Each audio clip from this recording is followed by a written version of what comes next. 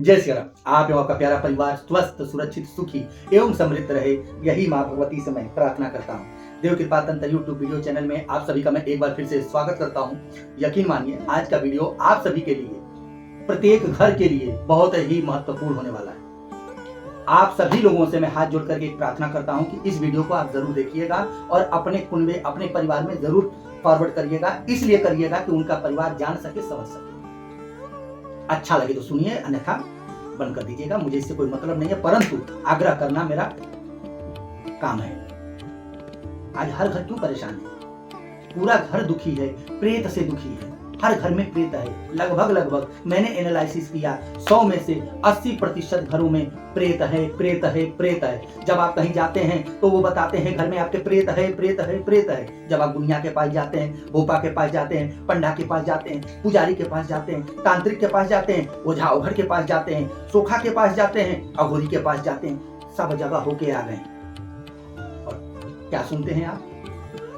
कि हमारे घर में प्रेत है।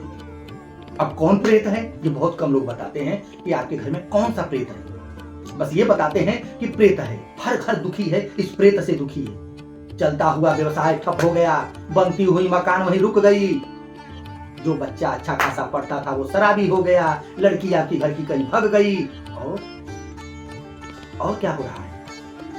किसी के ऊपर वो प्रेत चढ़ करके तांडव मचा रहा है, किसी के सपने में बैठ करके तांडव मचा रहा है, जिसके घर की मानसिक स्थिति को खराब कर दे रहा है और गलत कार्य आपसे करवा रहा है। बहुत सारी ऐसी बातें हैं जो मैं व्याख्या नहीं कर सकता, परंतु जब एनालिसिस करता हूं, जब मेरे पास कोई केस आता है, फोन से ही ज्यादा करके केस आता है, जो मैं उनके फोन पर पे आधा घंटा 1 घंटा समय देता हूं, देखता हूं, तब पता लगता है कि इनके घर में क्या क्या कोहराम मचा है। जानते हैं इसका कारण क्या है? आखिरकार में ये प्रेत जो है हर घर में आया है तो कहां से आया है? कौन इतना खाली बैठा है कि जो आपके घर में प्रेत भेज रहा है? किसी तांत्रिक के पास जाते हैं, आपको बेवकूफ बना देता है, कहता है कि ना किया कराया तंत्र है, किया कराया प्रेत आपके घर में है। तो वो प्रेत आखिर में नाम तो बताओ।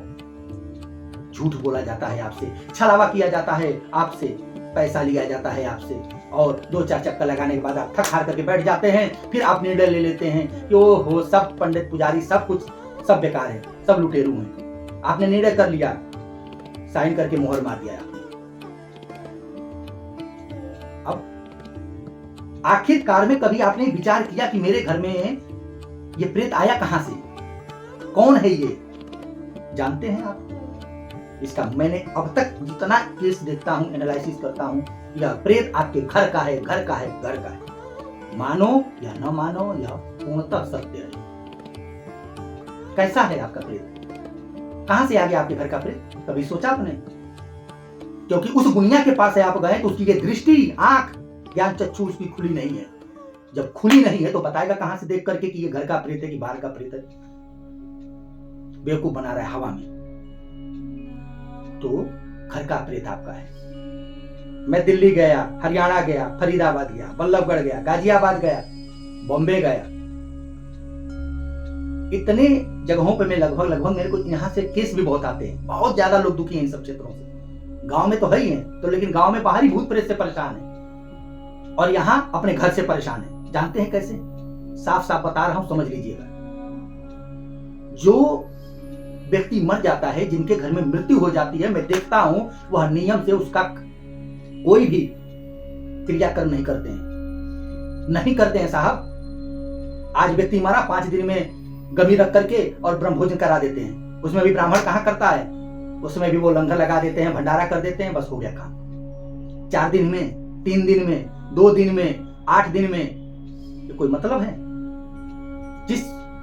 जो व्यक्ति मरा, जिस व्यक्ति के निमित्त आपने ये कर्म कर रहे हैं, जो ये भंडारा इत्यादि करा रहे हैं, उसे किंचित मात्र भी रत्ती बराबर भी उसे नहीं प्राप्त हो रहा है। वह दुखी है, भटक रही है वो आत्मा। वही आत्मा आपके घर में बैठ करके सबके साथ तांडव कर रही है और इतना दुखी होने के बाद बाहरी 4 प्रेत लेकर के आपके घर में आती है और आकर के आप सभी के मस्ती को खाती है, आप लोग की बुद्धि को खाती है, आप लोग के विचारों को खाती है और आप इधर उधर घूमते फिरते रहते हैं। कल तक सब सही था, आज खराब है। अरे कल मरा है ना, कल मरा है तो आपके घर में बर्बादी होने में भी समय लगेगा, कुछ समय लगेगा, 2-4 साल 10 साल लगेगा, तब आपके घर में तांडव मचेगा। आज मरा है कल नहीं होगा। तो इसका सबसे ज्यादा मैं देखता हूँ एनालिसिस करने के बाद कि घर का प्रेत कहाँ बना। पता चला है उसकी काम क्रिया सही नहीं हुई। काम क्रिया का विधि विधान है, आप अपने वर्ण के अनुसार करिए। ब्राह्मण है तो अपने वर्ण के अनुसार करिए, क्षत्रिय हैं अपने वर्ण के अनुसार करिए, वैश्य हैं शूद्र हैं अपने वर्ण के अनुसार करिए। और एक बात और आपको बता देता हूं कि एक चीज आप ध्यान से रखिएगा, मेरी बात को सुनिएगा। जानते हैं क्या? बहुत लोग आडंबर रच रखे हैं, बहुत लोग। आप शूद्र हैं तो 30 दिन तक कम से कम आप इसको बना करके रखिएगा। क्यों? 10 दिन में, चाहे वो कोई भी वर्ण का हो, 10 दिन में उसके घर का सूतक पातक खत्म हो जाता है। 10 दिन हो गया, बाल मुंडन होता है, कर्मकांड होता है, ब्रह्म भोजन होता है, ब्राह्मण आते हैं, 13 ब्राह्मण भोजन करते हैं, 16 ब्राह्मण भोजन करते हैं, उनको यथाशक्ति दान दक्षिणा दिया जाता है। उस आत्मा के लिए, जो आत्मा आपके घर से, जो आपका सदस्य चला गया, उसकी आत्मा के सुख शांति के लिए, सदगति के लिए हाथ जोड़ करके प्रार्थना होता है, पूजा होता है, पाठ होता है, आपका घर शुद्ध होता है, फिर भोजन बनता है, तब जाकर के उसकी सदगति होती है। बहुत लोग कह देते हैं जीते जी किसी को कुछ नहीं दिया, मरने के बाद क्या मिलेगा? दैट तेरी, ये पहले ही मोहर मार दिया कि कैसे मिलेगा।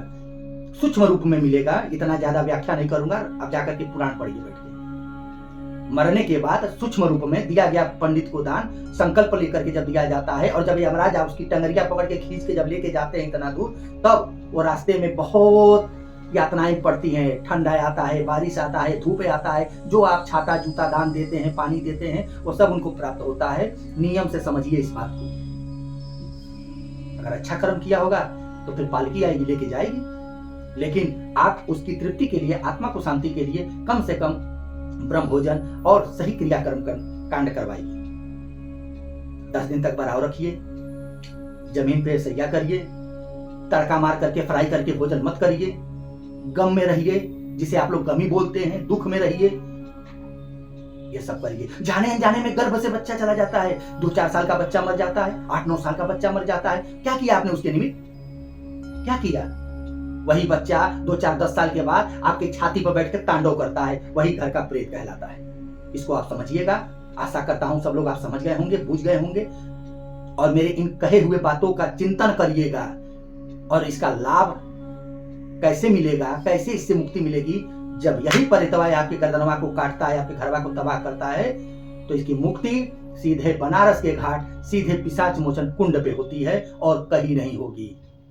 कोई भी आप हवन कराइए, गायत्री मंत्र का जाप कराइए, महामृत्युंजय का पाठ कराइए, खूब करा के देख लीजिए। बहुत लोग करा चुके हैं, आप लोग वीडियो देख रहे हैं, आपकी आत्मा बोल रही होगी, मुझे बताने की जरूरत नहीं है।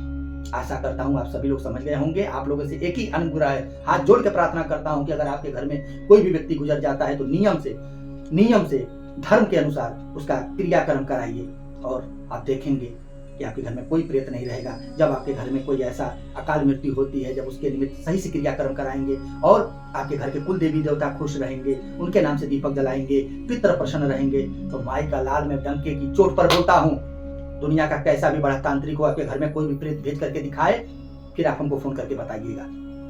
किसी भी प्रकार की जानकारी या समस्या से ग्रसित हैं और आपको उसकी जानकारी चाहिए, तो इन नंबर पर आप हमसे संपर्क करके जानकारी प्राप्त कर सकते हैं, या हमारे मंदिर पर विजिट कर सकते हैं, जो बनारस से 70 किलोमीटर दूर भगुआ स्टेशन के पास में श्री राम जानकी हनुमान मंदिर है। यहाँ हम आपको मिल जाएंगे, और आने में असमर्थ हैं तो फोन के माध्यम से आप अपने घर की बारे में जानकारी प्राप्त करा सकते हैं, कर सकते हैं। आशा करता हूं सब समझ गए होंगे। आज्ञा दीजिए मुझे। जय श्री राम।